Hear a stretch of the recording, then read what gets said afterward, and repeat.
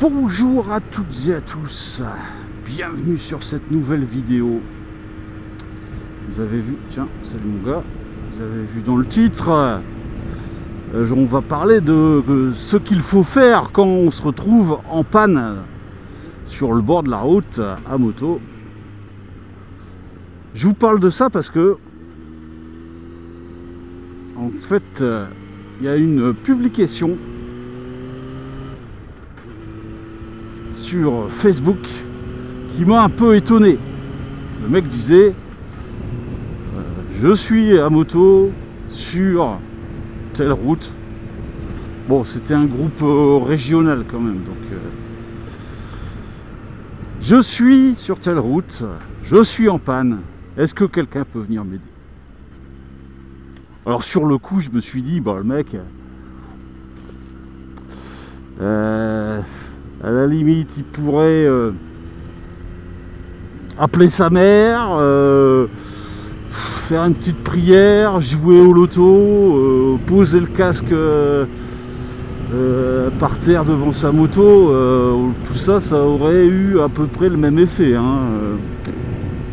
Je suis pas sûr qu'il a réussi à trouver une solution avec tout ça. Puis surtout, je me suis dit, bah le mec, c'est étonnant quoi.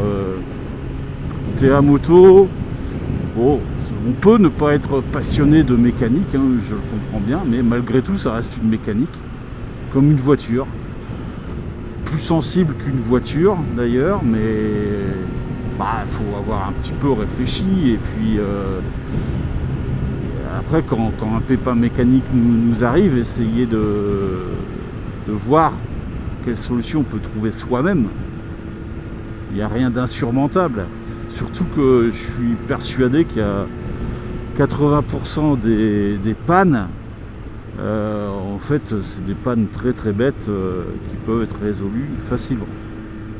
Donc je me suis dit, bon, je vais faire une petite vidéo, elle sera peut-être utile à ceux qui se renseignent ou qui ont envie, enfin qui aimeraient bien en tout cas, se trouver un peu moins dépourvu quand la panne sera venue.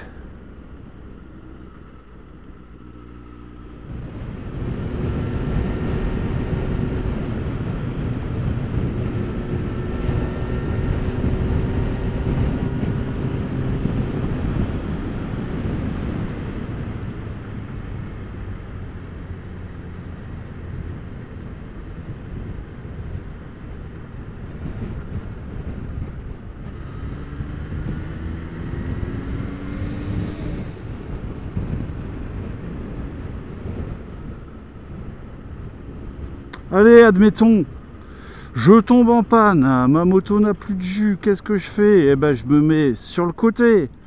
Je vais pas rester en plein milieu de la route. Tiens, hop. Je mets mes warnings. Et puis, bah, tout de suite, je vais quand même vérifier si c'est pas une panne très très bête. Ça peut arriver. Alors, sans sortir de ma moto très rapidement, je vais vérifier le coupe-circuit. Des fois, dans la conduite, sans le faire exprès, on va dire, on peut actionner le coupe-circuit. Donc je vérifie que le coupe-circuit est dans la bonne position. Je vérifie aussi que j'ai pas un souci. Là, c'est pas le cas sur ma moto, mais ça peut être un problème de robinet d'essence qu'il faut mettre sur la réserve, sur les motos d'une certaine époque.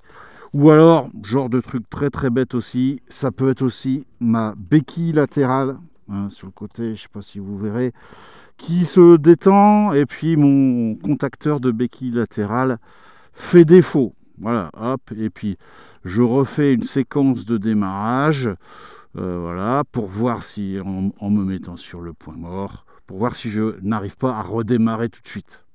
Admettons que c'est pas le cas. Dans ces cas-là, eh ben, je vais le faire un petit peu. Je me mets un petit peu plus protégé. Hop, carrément sur le bas-côté, derrière une glissière, des choses comme ça. Essayez d'éviter un maximum les risques d'accident. Hop, je vais sortir de ma moto, essayer de souffler un petit peu. Mettre mon gilet jaune, vous savez que c'est obligatoire d'en avoir un à moto. Les petites vaches, elles sont curieuses, là, elles se demandent ce que je fais. Et puis là, bah, il n'y a plus d'urgence, alors on essaie de, voilà, redevenir zen, et c'est là qu'on enlève son casque. Alors moi, je vais pas enlever le mien parce que vous n'allez plus m'entendre, mon micro est dans le casque. Voilà, et puis là, bah alors, que faire? Que faire? Je vous ai parlé du gilet jaune. Bon, au passage, moi j'ai mes sacoches, hein, donc pas de souci pour embarquer un gilet jaune. Mais il est là d'ailleurs, je vais vous le montrer, tiens, hop. Dans toutes mes foufs, hop, vous voyez mon gilet jaune. Il est vraiment à portée de main. C'est vrai que peut-être là c'est utile. C'est utile, je sais pas, mais la convention que certains motards mettent en avant, bon, moi j'ai très peu confiance en ces genres de trucs, c'est de mettre le casque par terre, posé au sol, ce qui indiquerait que le motard a besoin d'aide. Bon, on peut tenter de faire ça, hein. Mais toujours compter sur les autres comme ça, et puis en plus, les gens peuvent ne pas comprendre que vous êtes en galère. Je trouve que le gilet jaune, et puis si vous regardez à votre moto et tout ça, c'est bien plus explicite. Et puis les gens vont certainement comprendre plus facilement que vous avez besoin d'aide. Après, admettons que je n'ai pas d'outils, qu'est-ce que je peux faire? Moi, je vais regarder si j'ai pas de fuite, je vais regarder si mon câble d'embrayage n'est pas décroché à la poignée, ou alors à la boîte de vitesse, hein. C'est où la boîte de vitesse? Oh, je sais plus, je vais vous montrer des bêtises. Il arrive. Ah, je suis en train de m'enterrer là, je ne vois pas. Bon,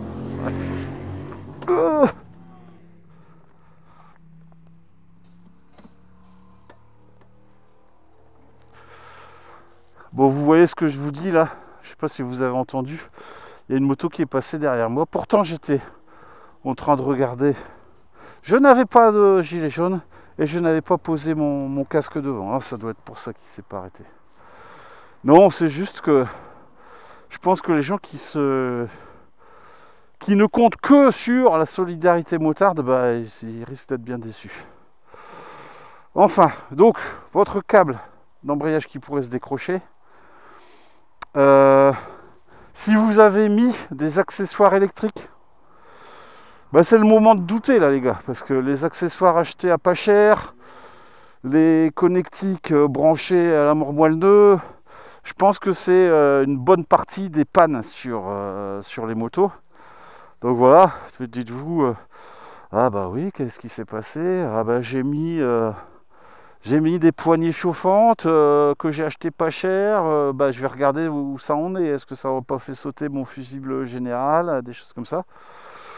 Vous pouvez, si vous savez où aller, peut-être sous la selle, peut-être derrière un cache, voir à trouver votre batterie et vérifier si les connectiques sont bien accrochés, si les bornes ne sont pas oxydées, des choses comme ça.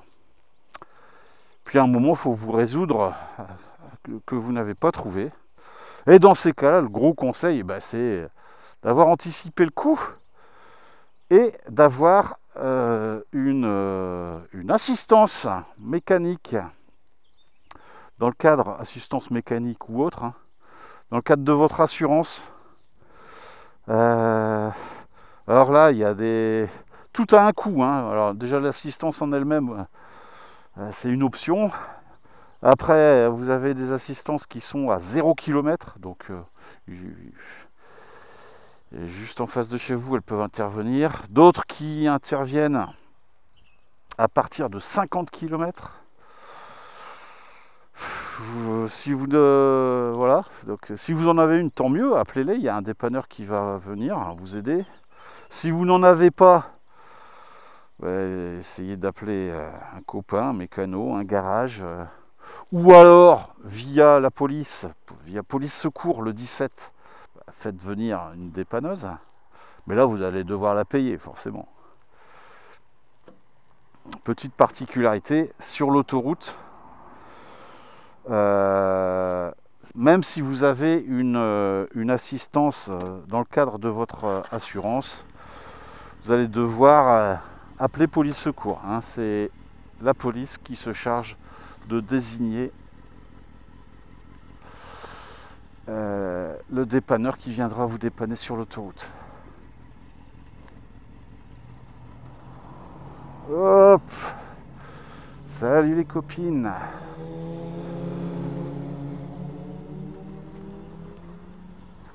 Allez, je vais aller me balader, je vais continuer ma petite balade. Dans le genre des pannes très bêtes et très facilement trouvables, il y a aussi les problèmes de mise à l'air libre du réservoir.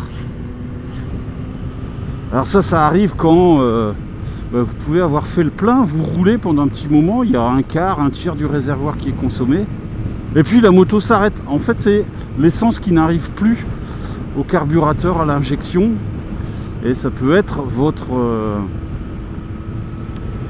trop plein, votre mise à l'air libre qui est coincé, qui est bouché. Salut les petits gars. Ah bah, pour résoudre ce problème là, c'est tout simple, il suffit d'ouvrir le réservoir. Et si dans ce cas là vous entendez comme un petit problème, un petit bruit de souffle, bah, vous démarrez avec la trappe du réservoir un petit peu entrouverte, et souvent ça va résoudre votre problème.